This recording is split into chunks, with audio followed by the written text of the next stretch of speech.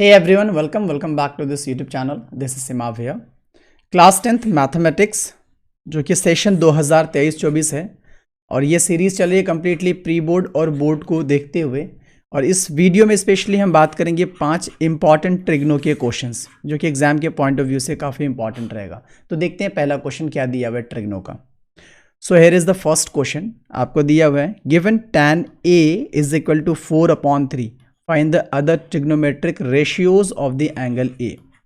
तो आपको मालूम होगा कि ट्रिग्नो का जितना भी खेल चलता है, यानी कि जो भी करते हैं हम लोग, वो राइट एंगल ट्रायंगल पे करते हैं।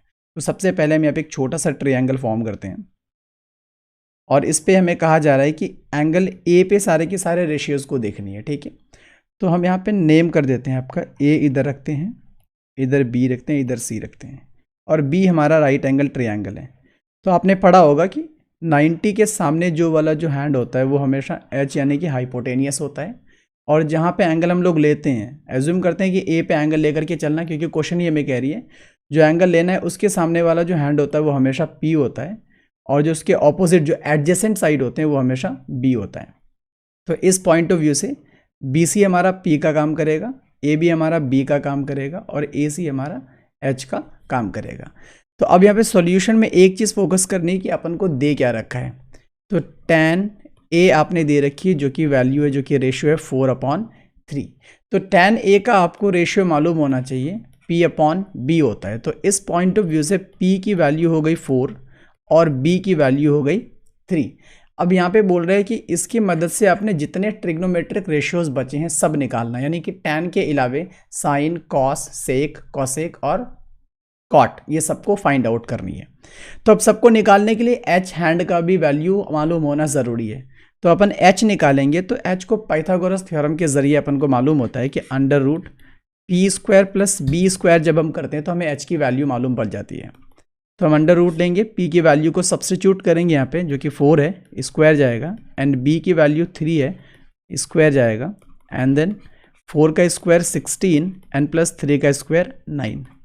तो नाउ 25 होगा और 25 में से जब हम निकालेंगे उसको तो 5 हमारा आंसर बनेगा, यानी कि h की वैल्यू अपने पास निकला है 5। अब अपन को हर एक रेशियोज लेनी है, तो हम स्टार्ट करते हैं साइन से। साइन a की रेशियो होती है हमारे P/H का। तो P की वैल्यू दिया हुआ है जो कि 4 है, तो हम यहाँ पे 4 लेंगे एंड नीचे h अभी हमने फाइंड आउट करी जो कि 5 है, तो 5, यानी कि साइन a का जो रेशियो होगा 4/5 यानी कि 4/5 में बनेगा। फिर हम लेते हैं कॉस का। कॉस ए का जो रेशियो बनता है वो होता है B/H यानी कि बेस अपॉन हाइट। तो बेस आपको इधर दे रखा है 3, तो आपने यहाँ 3 रखनी है और h जो हमने इधर फाइंड आउट करी वो आपने यहाँ पे पेस्ट करनी है जो कि 5 होगा। तो कॉस ए की जो रेशियो बनेगी वो 3/5 होगा। देन tan का दे रखा है, उसके बाद हम चलते हैं साइन के जस्ट ऑपोजिट जो कि होगा आपका कॉसेक।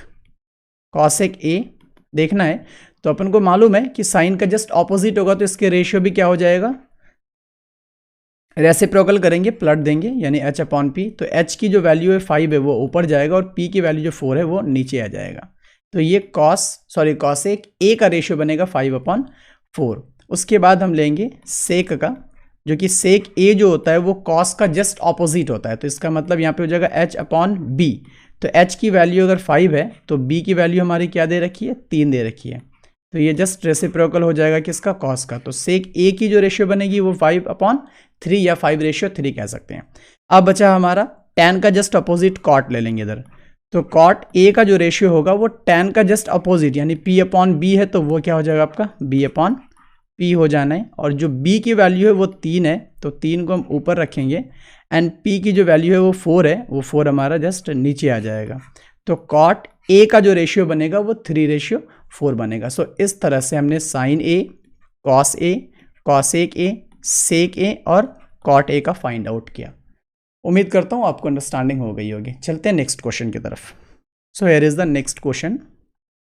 कंसीडर ट्रायंगल ABC, यानी कि एक ABC ट्रायंगल को लेना है एंड जहाँ पे राइट एंगल एट C, और जो राइट एंगल होगा वो C पे बनेगा, इन विच AB या कि वैल्यू दे रखी है जो कि 29 यूनिट्स है, एंड देन BC की वैल्यू दे रखी है जो कि आपका 21 यूनिट्स है, and ABC is equal to theta, determine the values of cos square A plus sine square A and the cos square theta, sorry theta दे रखा है, तो cos square theta minus sine square theta.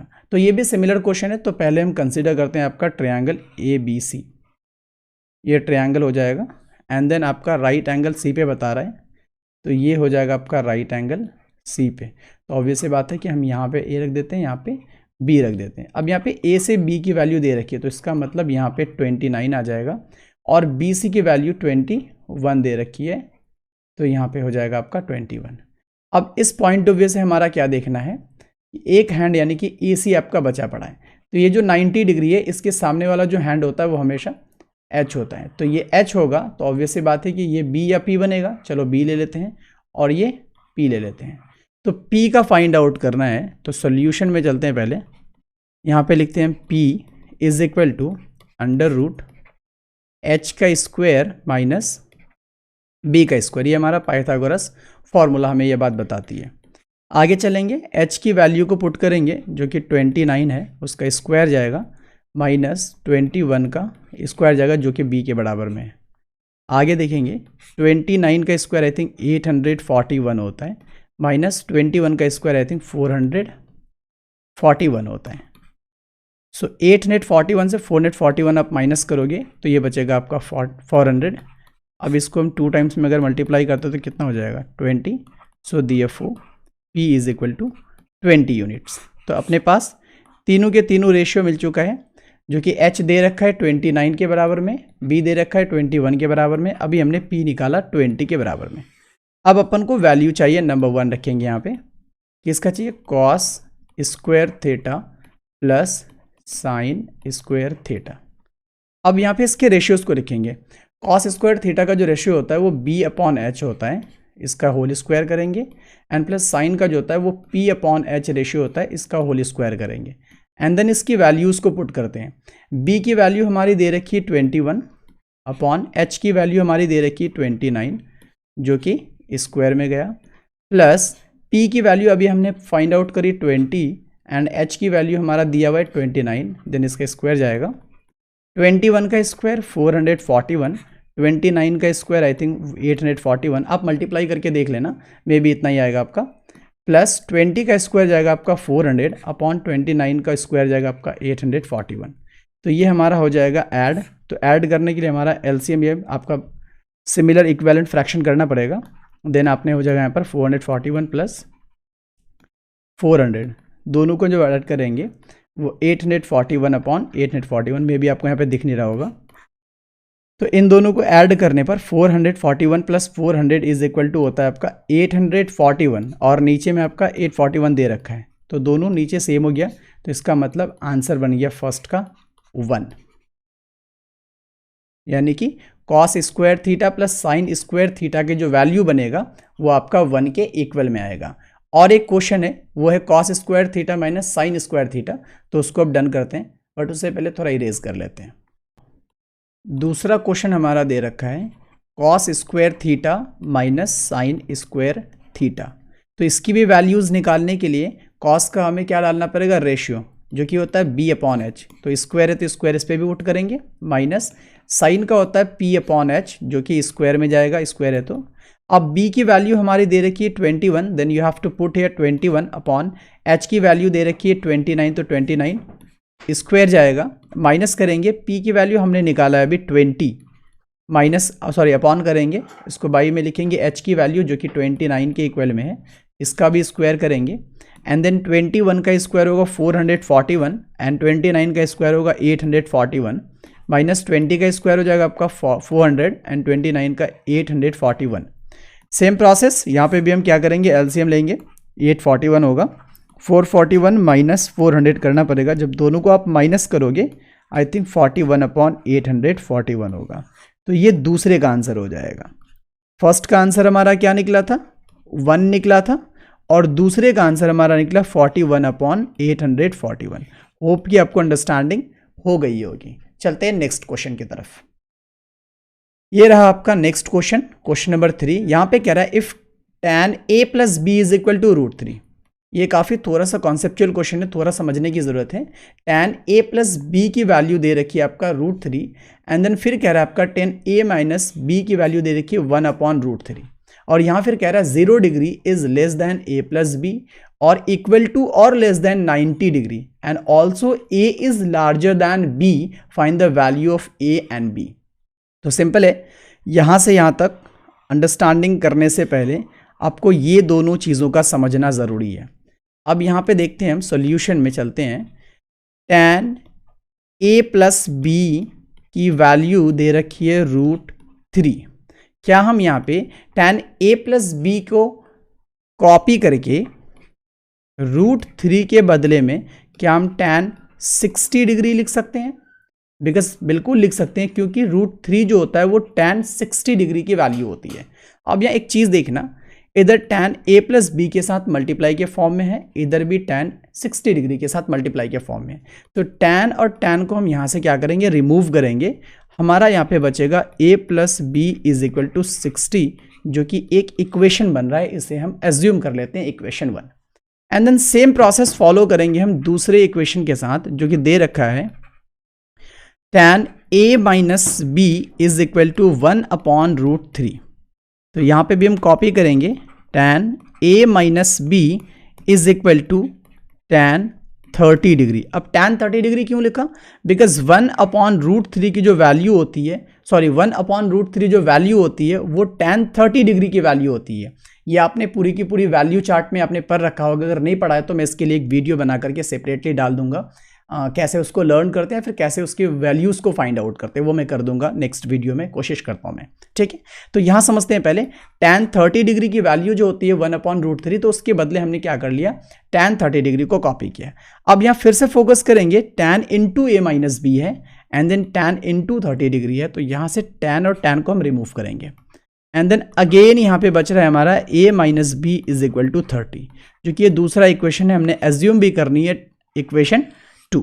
अब यहाँ से a और b की value निकालने के लिए बहुत ही आसान से हमारा इक्वेशन बन चुका है, तो यहाँ पे लिखेंगे हम फ्रॉम इक्वेशन 1 एंड 2, इन दोनों इक्वेशन को यूज करते हैं। पहली इक्वेशन है a प्लस बी जो कि 60 के बराबर में, दूसरी इक्वेशन है a माइनस बी जो कि हमारी 30 के बराबर में। तो यहाँ a भी मैच हो रहा है और b भी मैच हो रहा है। हम b और b को यहाँ पे क्या कर सकते हैं, ख़त्म कर सकते हैं, रिड्यूस रिमूव कर सकते हैं, बट करते नहीं है, काम करते हैं इसके सिंबल को चेंज करके a को पहले ख़त्म करते हैं। यहाँ प्लस हिडन है, हम माइनस डालेंगे, यहाँ माइनस है तो हम प्लस डालेंगे, यहाँ पे आपका प्लस है तो यहाँ पे हम माइनस डालेंगे।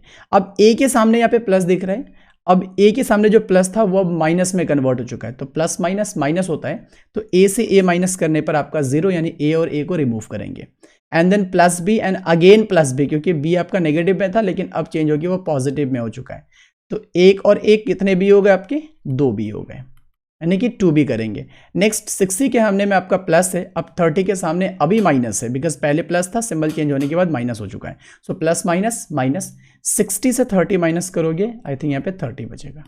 Again b is equal to 30/2 करेंगे, क्योंकि 2 यहाँ पे मल्टीप्लाई के फॉर्म में तो इधर डिवाइड में आएगा, और 2 15 टाइम्स में जाके 30 के बराबर में होता है। So DFO b is equal to 15। एक तो सबसे पहली वैल्यू b की निकल चुकी है, जो कि आपने a की भी निकालनी है। तो यहाँ पे करते हैं मैं काम, put the value of b in equation 1, यानी इक्वेशन 1 जो हमारी दे रखी है, जो कि a प्लस बी 60 डिग्री के बराबर में, उस पर हम क्या करते हैं, b की वैल्यू को पुट करते हैं। तो a plus B is equal to कितना डिग्री है आपका, 60 डिग्री है, जो कि a कॉपी करेंगे, क्योंकि a की वैल्यू तो हमें निकालनी ही है, प्लस है, b की वैल्यू पे हम पुट करते हैं कितनी, 15, जो कि अभी हमने निकाला 60 डिग्री। तो a इधर ही रहेगा एंड 60 डिग्री, 15 इधर आपका हो जाएगा कॉपी, साइड चेंज होने पर माइनस हो जाएगा इधर minus. So DFO a is equal to 60 से आई थिंक 15 माइनस करेंगे, so here is 45 degree is the answer. तो a की वैल्यू कितनी निकल गई, 45 निकल गई, और b की वैल्यू हमारी कितनी निकल गई, 15 डिग्री। और हमें क्वेश्चन क्या भी रहा था कि जो a जो बड़ा होगा वो कितना से, b से, और यकीनन यहाँ पे a 45 डिग्री है और b आपका 15 डिग्री है, तो डेफिनेटली a बड़ा और b छोटा है। तो इस तरीके से हम क्या करेंगे, इस तरह के क्वेश्चंस को सॉल्व करके हम वैल्यूज़ को निकाल सकते हैं। लेकिन इसके लिए एक कंडीशन ये कि आपको जो चार्ट है वो आपका ट्रिग्नोमेट्रिक जो चार्ट बना रखा है आपके हर एक रेशियोज़ का, हर एक सिंबल्स के, वो आपको लर्न होना बहुत ज़रूरी है। ठीक है, तो उम्मीद करता हूँ आपको ये क्वेश्चन आराम से समझ में आ गया होगा। चलते हैं नेक्स्ट क्वेश्चन में। सो here is the next question. यहाँ पे हमें प्रूफ करने के लिए कह रहे हैं, यहाँ पे आपको यही ट्रिग्नो का ही क्वेश्चन है जो आपको दे रखा है sec A into 1 minus sine A into sec A plus tan A is equal to 1। तो क्या करेंगे, इस पूरे फॉर्म को 1 के बराबर में करेंगे। तो ये आपको मालूम होगा ये RHS है जो कि राइट साइड में है, और ये आपका LHS है जो कि आपका लेफ्ट साइड में। तो कोशिश करते हैं हम LHS को 1 के बराबर में लाने के लिए। तो यहाँ पे सॉल्यूशन लिखेंगे, LHS को कॉपी करते हैं यहाँ पर, सेक ए 1 minus sine A into sec A plus tan ए। अब यहाँ पे हम जानते हैं सेक ए जो बराबर होता है वो 1 अपॉन कॉस ए के बराबर में होता है। ठीक है, ये आइडेंटिटीज होगा, आप लोगों को मालूम होगा, आपने पहले से पढ़ रखा होगा। 1 माइनस साइन ए को अपन कॉपी करते हैं। ठीक है, एंड अगेन सेक ए जो होता है वो आपका क्या हो जाएगा 1 अपॉन कॉस ए के बराबर में, और टैन ए जो होता है वो आपका बराबर होता है साइन ए अपॉन कॉस ए के बराबर में। ये सबके आइडेंटिटीज़ हैं। आगे क्या करेंगे, यहाँ हमको डिस्ट्रीब्यूशन मेथड दिख रहा है, प्रॉपर्टी दिख रही है कि ये वाली टर्म पहले इससे मल्टीप्लाई होगा एंड अगेन ये वाली टर्म आपका इससे मल्टीप्लाई होगा। तो 1 अपॉन कॉस ए को अगर 1 से मल्टीप्लाई करते हैं, बिकॉज यहाँ मल्टीप्लाई है, तो 1 अपॉन कॉस ए कॉपी होगा। अब यहाँ माइनस है तो इस माइनस को हम कॉपी करेंगे। 1 अपॉन कॉस ए को साइन ए से मल्टीप्लाई करेंगे तो definitely sign a upon cos ए होगा, जो कि हम इसको बंद करेंगे एंड इसको फिर हम कॉपी करते हैं 1 upon cos a plus sine a upon cos a. अब ज़रा ध्यान से देखेंगे, यहाँ पे आपको a minus b into a plus b, यानी कि 1 अपॉन कॉस ए को अगर हम a एज्यूम कर लें और साइन a अपॉन कॉस ए को अगर हम b एज्यूम कर लें, तो ये a माइनस बी और ये इधर हो जाएगा इंटू a प्लस बी, जो कि आइडेंटिटी होती है ए स्क्वायर माइनस बी स्क्वायर के बराबर में। तो क्या हम इसको अब इस आइडेंटिटी को फॉलो करते हुए 1 अपॉन कॉस ए का whole square minus sine a upon cos ए का होल स्क्वायर लिख सकते हैं? बिल्कुल लिख सकते हैं।